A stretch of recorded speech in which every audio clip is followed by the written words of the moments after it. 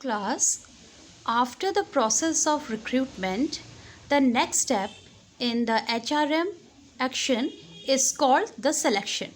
Recruitment के बाद जो next condition आती है भर्ती के बाद उसे बोलते हैं चयन selection. Actually, what is selection and how you will define the selection? Let us take this point. Selection is a process of choosing a few from those who applied. Hence you can say selection is a negative process. हम recruitment को एक positive process इसलिए मान के चलते हैं क्योंकि उसमें हर एक व्यक्ति अप्लाई कर सकता है जो उस जॉब के क्राइटेरिया को फुलफिल करता है, उस जॉब प्रोफाइल से मैच करता है.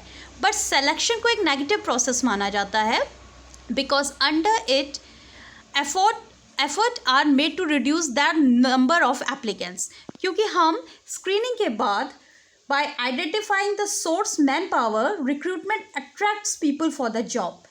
But in selection, which opens the door for individual to acquire job. यानी selection एक sensitive process है. Making a wrong selection not only results wastage of time, money and resources, but also make the organization to start the progress all over again. That's why you can say selection is a major and important thing for any HR department.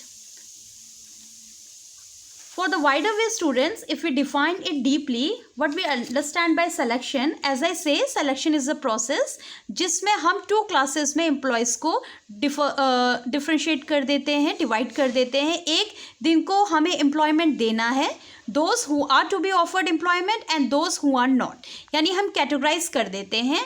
हम screening के form में हम check करते हैं. हम initially उनके applications को check करके देखते हैं कि कौन सूटेबल कैंडिडेट है और कौन नॉन सूटेबल कैंडिडेट है. Now let us take what are the selection procedures, what are the steps for any selection procedure. First of all, preliminary interview. Next is receiving applications. Third is selection test. Fourth, employment interview.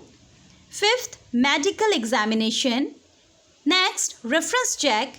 And last one is the final selection or appointment letters. So these are the basic procedure steps which we have to follow in the selection procedure.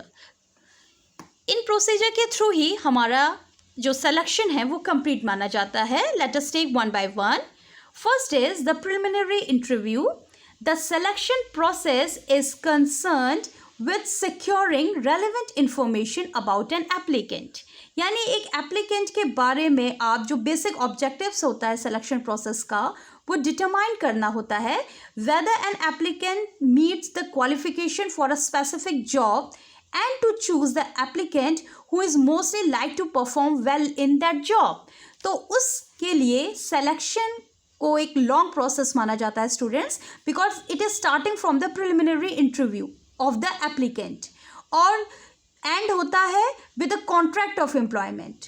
Selecting the right candidate for the right job is essential of the selection process because selection involves a number of steps.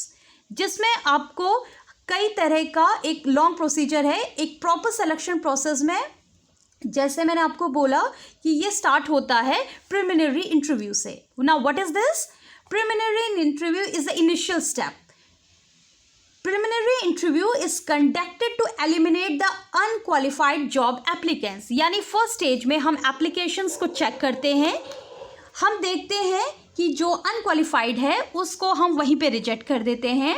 The reason for eliminations are excessive salary demand, inadequate qualification, training and lack of work experience. ये कुछ एक कारण हो सकते हैं जिसमें हम first initial stage में एक प्रिलिमिनरी इंटरव्यू के तौर पे कैंडिडेट से जो भी क्वेश्चन किए जाते हैं about his experience, education, test, age etcetera वो एक ब्लैंक एप्लीकेशन फॉर्म के थ्रू हम उनसे लेते हैं.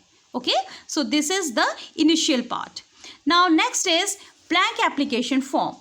Blank application form is basically a detailed checking of applications blanks is carrying out.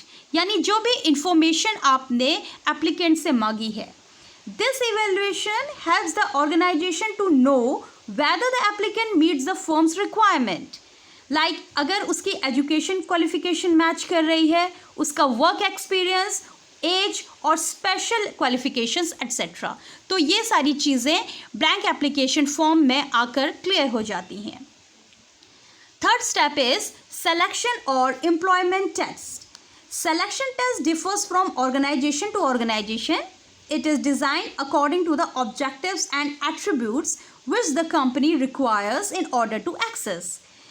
Achievement test इसमें लिया जाता है, इंटेलिजेंट टेस्ट चेक किया जाता है, हमारे एप्लीकेंट्स का पर्सनैलिटी टेस्ट होता है, उनका इंटरेस्ट और aptitudes. So these tests are some commonly use tests performed by some Indian organizations. और एज आई से ये हर एक ऑर्गेनाइजेशन में डिफरेंट होता है.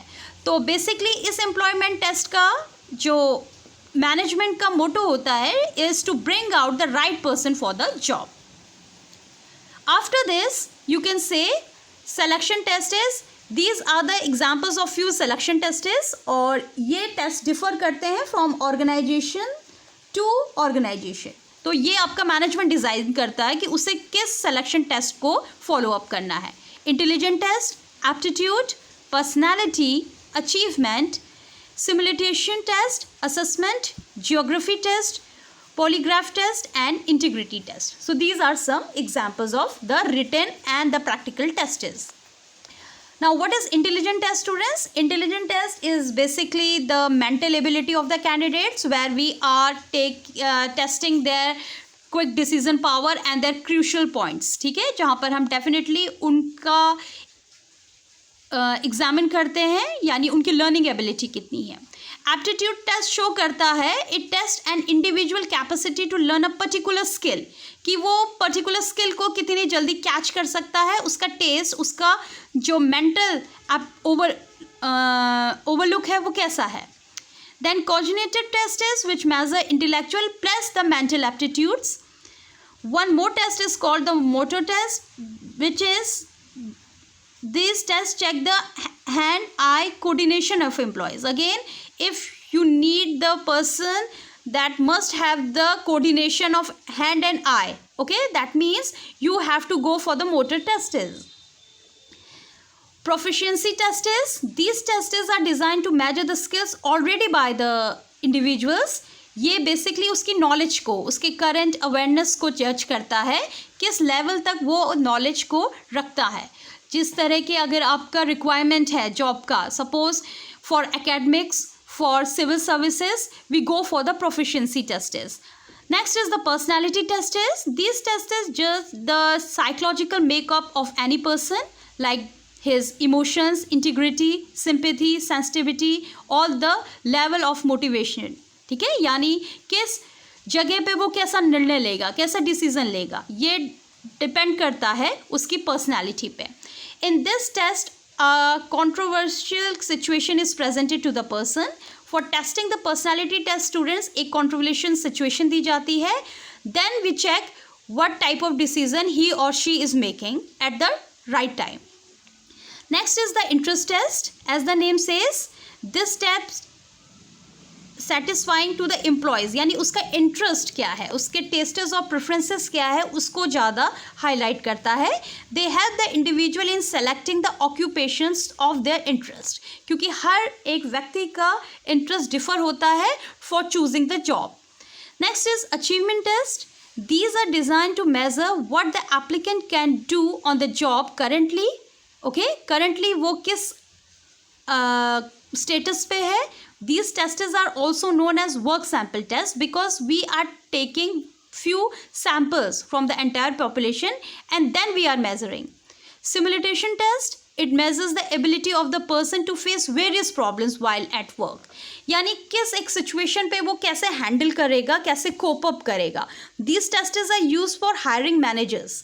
Suppose इलेक्ट्रिसिटी कट ऑफ के टाइम पर या कोई एक्सीडेंट अकर हो जाता है, या फिर आपका प्रोडक्शन में एकदम रुक जाता है due to lack of materials, तो उस टाइम पे मैनेजर्स किस तरह का डिसीजन लेंगे, ये सिमुलेशन टेस्ट में आता है. Then graphology test, that is these tests involves a trained evaluator to flourish a person's handwriting to assess the personality and emotional makeup. Again students, this type of test that is known as the graphology test, it is used to evaluate the handwriting mainly जहाँ पे इस तरह की requirement होती है, जहाँ पे skills abilities को judge करना है और abilities को भी आप judge करते हैं अकॉर्डिंग टू द इंटरव्यूज़. जब आप इंटरव्यूज़ के थ्रू आप उसे चेक करते हैं तो before that we are conducting those tests कि वो पर्सनली इमोशनली कैसे मेकअप करता है. Now next test is known as the integrity test. These test are designed to measure employees honesty to predict those who are more likely to steal from an employer or otherwise act in a manner unacceptable to the organization. In it many yes or no types of question are asked. That simply means integrity आपकी loyalty testing को judge करता है.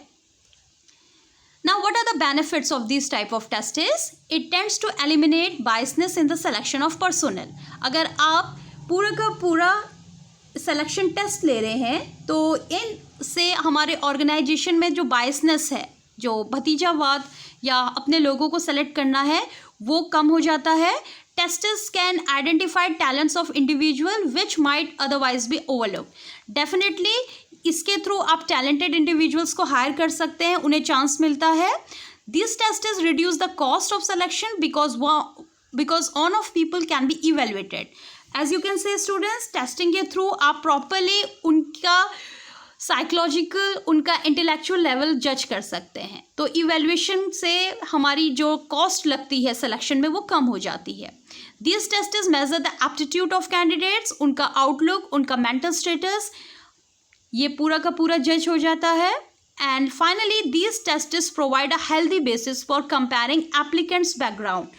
Naturally students, selection test जो आपको provide करते हैं वो selection मैंने ऐसे is a sensitive process. Making a wrong selection not only results wastage of time and money and resources, जबकि ये पूरा का पूरा आपके ऑर्गेनाइजेशन को प्रभावित कर सकता है.